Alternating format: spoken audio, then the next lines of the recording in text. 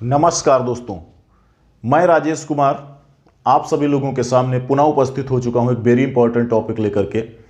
आज हमारा जो विषय है वो शिक्षा मनोविज्ञान है और शिक्षा मनोविज्ञान शिक्षक भर्ती से संबंधित ऐसे प्रश्नों को लेकर आ चुका हूं जो बहुत ही इम्पॉर्टेंट हैं। आज का हमारा जो टॉपिक है वो है महत्वपूर्ण कथन।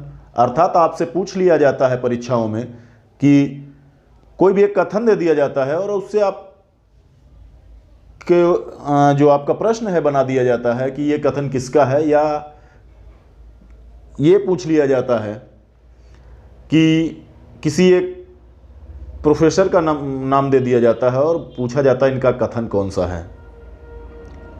छोटे छोटे कई कथन दे दिए जाते हैं, उसमें से पूछा जाता है कि इस प्रोफेसर का कौन सा कथन है। तो उसी पर आधारित आज हम वीडियो लेकर के आए हैं। वीडियो को लास्ट तक देखिए दोस्तों, बहुत ही महत्वपूर्ण वीडियो होने वाला है। इस वीडियो में हम आपसे वादा करते हैं कि शिक्षक भर्ती हो, चाहे वो टीईटी हो, चाहे सीटेट हो या सुपरटेट हो, सब में 2 से 5 नंबर के प्रश्न अवश्य पूछे जाते हैं, चाहे वो जूनियर लेवल का हो चाहे प्राइमरी लेवल का हो। तो दोस्तों आज हम इसी महत्वपूर्ण टॉपिक पर चर्चा करेंगे। बगैर देर किए हुए मैं आपको ले चल रहा हूं पहले कथन की तरफ। हमारे महत्वपूर्ण कथनों में जो पहला कथन है, पहला कथन ये हमसे कह रहा है कि कल्पना जितनी अधिक होगी, कल्पना जितनी अधिक होगी, सूझ की क्षमता का विकास उतना ही अधिक होगा। कल्पना हमारी जितनी अधिक होगी, सूझ की क्षमता का विकास, सूझ की जो क्षमता है अर्थात सोचने की जो क्षमता है वो उतना ही अधिक होगा। जितनी ही हमारी कल्पना शक्ति स्ट्रांग होगी, कल्पना जितनी हमारी होगी, जितनी अधिक हमारी कल्पना होगी, जितनी अधिक हमारी कल्पना शक्ति स्ट्रांग होगी, उतनी ही अधिक सूझ की क्षमता का विकास या उतना ही सूझ की जो क्षमता है उसका विकास होगा। और ये किसने कहा है? तो ये कहा है कोहलर महोदय ने। कोहलर महोदय ने बताया कि कल्पना जितनी अधिक होगी, सूझ का विकास या सूझ की क्षमता का विकास उतना ही अधिक होगा। दूसरा है स्वस्थ शरीर में स्वस्थ मस्तिष्क का विकास होता है। अक्सर आपसे बार बार पूछा जाने वाला ये कह सकते हैं कथन है कि स्वस्थ मस्तिष्क में, माफ करिएगा, स्वस्थ शरीर में स्वस्थ मस्तिष्क का विकास होता है। स्वस्थ शरीर में स्वस्थ मस्तिष्क का विकास होता है। और कई बार पूछा गया है, ये बार बार पूछा जाने वाला ये कथन है। और ये कथन है किसका? अरस्तु महोदय का है। अरस्तु महोदय का ये कथन है जिसे हम बिल्कुल भूलेंगे नहीं, दिमाग में बिठा लेंगे। मैं आपको स्वस्थ, 2 शब्द याद रखना है यहाँ पे। स्वस्थ, एक शरीर और दूसरा मस्तिष्क। आपको ये कथन पूरा याद हो गया। स्वस्थ शरीर, अगर हमारा शरीर स्वस्थ है तो हमारा मस्तिष्क भी स्वस्थ रहेगा। अर्थात अरस्तु महोदय ने क्या कहा कि स्वस्थ शरीर में स्वस्थ मस्तिष्क का विकास होता है। अगला कथन है हमारा, बच्चे के नैतिक विकास में एक निश्चित क्रम में नैतिकता होती है। बच्चे के नैतिक विकास में एक निश्चित क्रम में नैतिकता होती है। यह किसने कहा? जीन पियाजे महोदय ने कहा। जीन पियाजे महोदय ने क्या कहा कि नैतिक, जब बच्चे का नैतिक विकास होता है तो वह नैतिक विकास जो होता है, उस नैतिक विकास में जो नैतिकता होती है वह एक निश्चित क्रम में होती है। वो एक निश्चित क्रम में होती है। क्या होती है? नैतिकता। जब बच्चे का नैतिक विकास होता है तो उसमें जो नैतिकता होती है वह निश्चित क्रम में होती है। ये 3 पॉइंट हमें याद कर लेना है। बच्चे का नैतिक विकास होगा तो नैतिकता जो होगी वो किस में होगी? निश्चित क्रम में होगी। ये किसने कहा? जीन पियाजे महोदय ने कहा। इसको भी दिमाग में हमें बिठा लेना है। 100% चांस है कि जितने कथन हमने लिखा है इसमें से 2-4 कथन आपसे पूछे अवश्य जाएंगे, चाहे वो टीईटी हो, चाहे सीटीईटी हो और चाहे आपका सुपरटेट हो। अगला है आनुवांशिकता एवं वातावरण।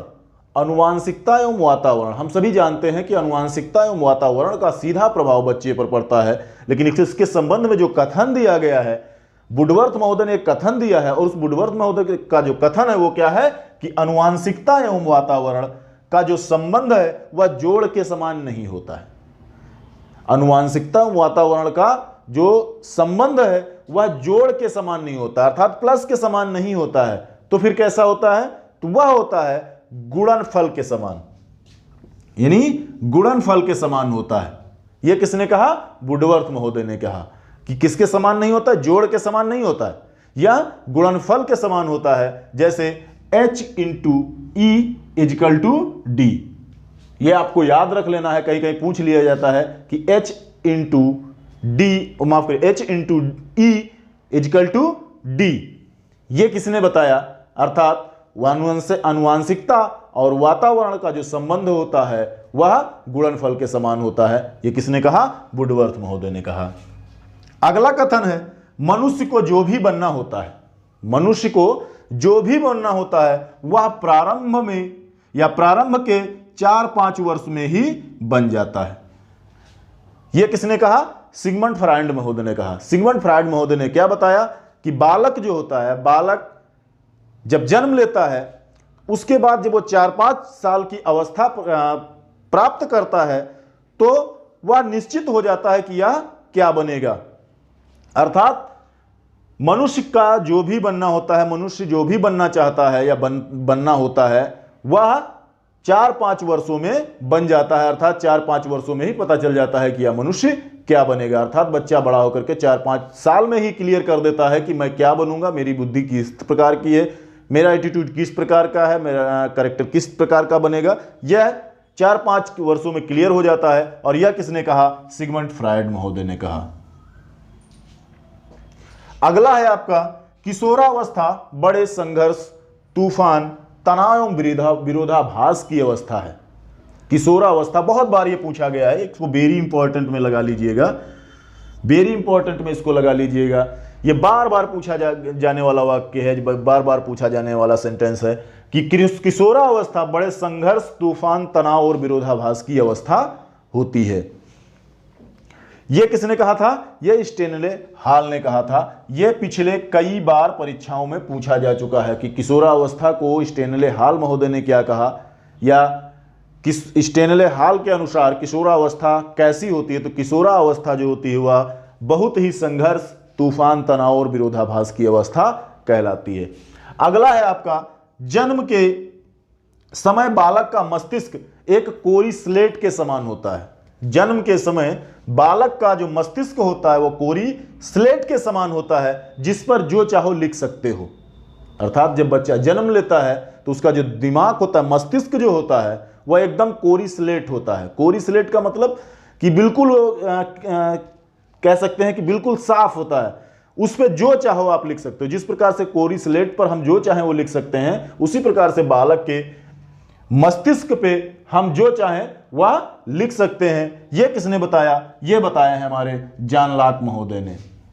जॉन लॉक महोदय ने बताया कि बच्चे का जो मस्तिष्क होता है वह कोरी स्लेट होता है, कोरी स्लेट होता है जिस पर हम जो चाहें वह लिख सकते हैं। इसमें भी कोरी स्लेट आपको याद रखना है। बालक का मस्तिष्क किसके समान होता है? कोरी स्लेट के समान होता है, और इस पर जो चाहे हम लिख सकते हैं। यह किसने बताया? यह जॉन लॉक महोदय ने बताया, और यह भी वेरी इंपॉर्टेंट में आता है, कई बार पूछा जा चुका है। अब अगला सेंटेंस है, मन का 7/8 भाग अचेतन एवं 1/8 भाग चेतन होता है, या अर्थात जागृत होता है।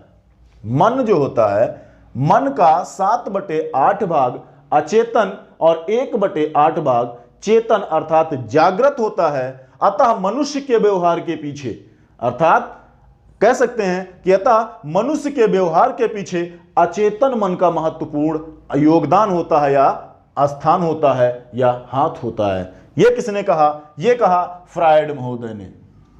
फ्रायड महोदय ने क्या बताया कि मन जो होता है, मन का 7/8 भाग, 7/8 भाग जो होता है वह अचेतन होता है, और 1/8 भाग चेतन होता है, अर्थात जागृत होता है।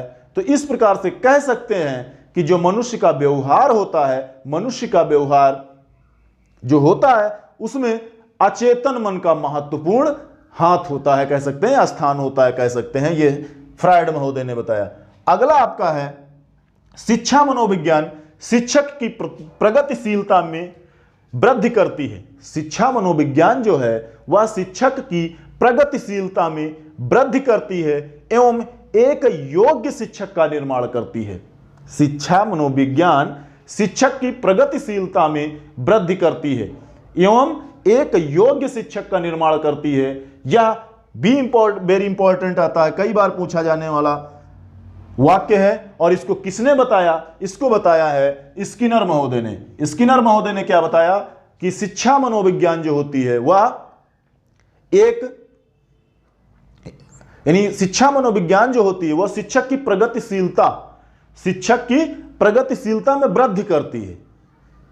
शिक्षक की प्रगतिशीलता में शिक्षा मनोविज्ञान वृद्धि करती है, जिससे क्या होता है कि एक योग्य शिक्षक का निर्माण होता है। अर्थात कह सकते हैं कि शिक्षा मनोविज्ञान शिक्षक की प्रगतिशीलता में वृद्धि करती है, जिससे एक योग्य शिक्षक का निर्माण होता है या निर्माण करती है। तो यह किसने कहा? स्किनर महोदय ने कहा। अगला है आपका व्यक्ति जन्म से ही क्रियाशील होता है। व्यक्ति जन्म से ही क्रियाशील होता है।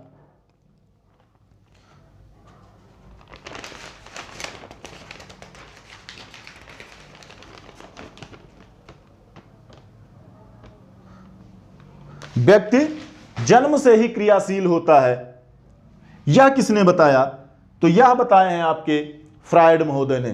फ्रायड महोदय ने क्या माफ करिएगा, व्यक्ति जन्म से ही क्रियाशील होता है, यह किसने बताया? ये स्विट्जरलैंड के जो प्रोफेसर हैं, स्विट्जरलैंड के जो मनोवैज्ञानिक हैं, जीन पियाजे। किसने बताया? जीन पियाजे ने बताया।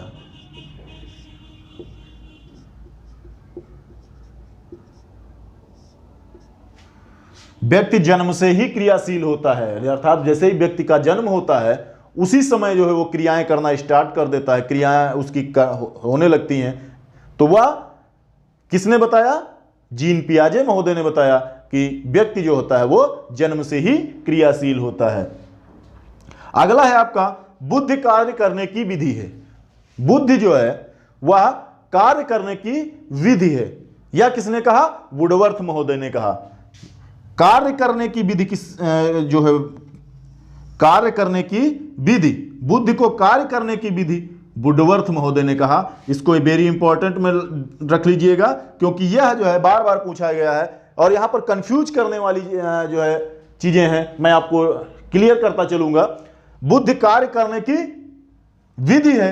अगर यह पूछा जाता है कि बुद्धि कार्य करने की विधि है, तो यह किसने कहा? वुडवर्थ महोदय ने कहा। और अगर आपसे पूछ लिया जाए बुद्धि सीखने की योग्यता है, यह आपसे पूछ लिया जाए, तो यह कहा था वर्किंघम महोदय ने। बुद्धि कार्य करने की विधि है अगर आपसे पूछा जाता है तो वुडवर्थ महोदय, और अगर कार्य करने की योग्यता है या सीखने की योग्यता है तो वर्किंघम महोदय ने कहा। फिर अगला आपका है कि बुद्धि अमूर्त विचारों के बारे में सोचने की योग्यता है। बुद्धि अमूर्त विचारों के बारे में सोचने की योग्यता है। अमूर्त विचार, मूर्त और अमूर्त दो टाइप के विचार होते हैं। मूर्त का मतलब होता है दिखाई देने वाला और अमूर्त का मतलब होता है ना दिखाई देने वाला। अर्थात अगर अमूर्त विचारों के बारे में सोचने की बात करते हैं, यहां पर क्या करना है? दो शब्द याद करना है। अमूर्त विचारों की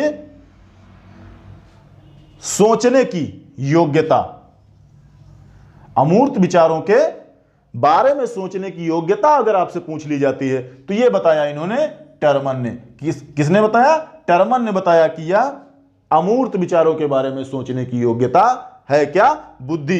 तो यह टर्मन महोदय का कथन है। अगला है आपका बुद्धि का विकास जन्म से लेकर किशोरावस्था के मध्यकाल तक होता है।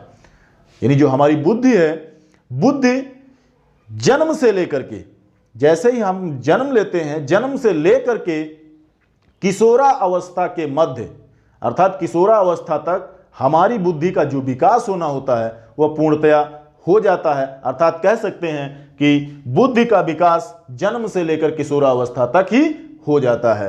संपूर्ण बुद्धि का विकास जो है वो हमारे जन्म से लेकर के किशोरावस्था के मध्यकाल के बीच में ही हमारी बुद्धि का विकास हो जाता है। और यह किसने कहा? यह कहा है प्रिंटर महोदय ने। प्रिंटर महोदय ने बताया कि बुद्धि का विकास जन्म से लेकर किशोरावस्था तक हो जाता है।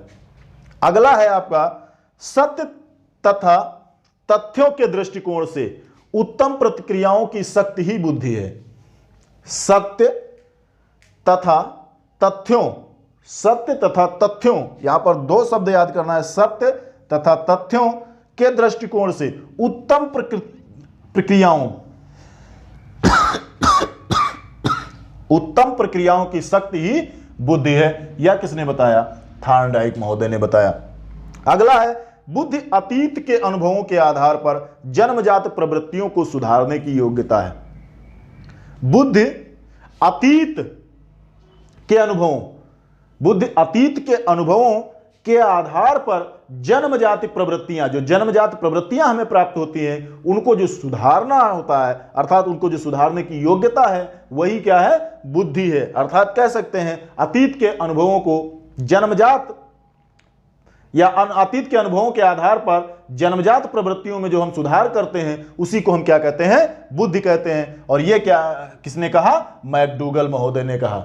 मैकडूगल महोदय ने बताया कि बुद्धि अतीत के अनुभवों के आधार पर जो हम जन्मजात प्रवृत्तियां प्राप्त करते हैं या जन्मजात प्रवृत्तियां जो हमारी होती हैं, उनमें जो सुधार करने की योग्यता होती है, वही हमारी क्या होती है? बुद्धि होती है। अगला है आपका व्यक्ति की रचनात्मक शक्ति उसकी वैयक्तिक भिन्नता का मुख्य कारण होता है। व्यक्ति की रचनात्मक शक्ति, व्यक्ति की जो रचनात्मक शक्ति होती है, उसकी वैयक्तिक भिन्नता का मुख्य कारण होती है। जब आपसे पूछा जाता है कि व्यक्ति में वैयक्तिक भिन्नता किस प्रकार से होती है, तो व्यक्ति में वैयक्तिक भिन्नता किस कारण होती है, तो आप कह सकते हैं कि रचनात्मक शक्ति, व्यक्ति की जो रचनात्मक शक्ति है, उसकी वैयक्तिक भिन्नता का मुख्य कारण होती है। अर्थात रचनात्मक शक्ति के कारण ही व्यक्ति में वैयक्तिक भिन्नता होती है। यह किसने माना? यह माना है एडलर महोदय ने। अगला है एक बाल देवो भवा। बाल देवो भवा, बालक को देवता के समान माना है। किसने माना है? तो ये माने हैं आपकी गिजू भाई ने। गिजू भाई ने माना कि बाल जो होता है, अर्थात बालक जो होता है, वह देवों के समान होता है, या देवता होता है, या देव होता है। यह माना किसने? गिजू भाई ने। तो दोस्तों, यह था मेरा एक वेरी इंपॉर्टेंट टॉपिक, महत्वपूर्ण कथन। अगर आपको पसंद आया हो तो एक लाइक कर दीजिएगा। पहली बार वीडियो देख रहे हैं तो वीडियो के नीचे दाहिने साइड में लाल कलर से सब्सक्राइब लिखा दिखाई देगा, उसे टच कर लीजिए। बगल में बेल आइकन दबाना बिल्कुल मत भूलिए, ताकि मेरे द्वारा जो भी वीडियो आपको अपलोड किए जाएं, आपका उस सबसे पहले नोटिफिकेशन मिले और आप देखें और लाभान्वित हों, आप अपने लक्ष्य में सफल हों। इन्हीं शुभकामनाओं के साथ मैं आपसे लेता हूं विदा। दोस्तों, जय हिंद, जय भारत, वंदे मातरम।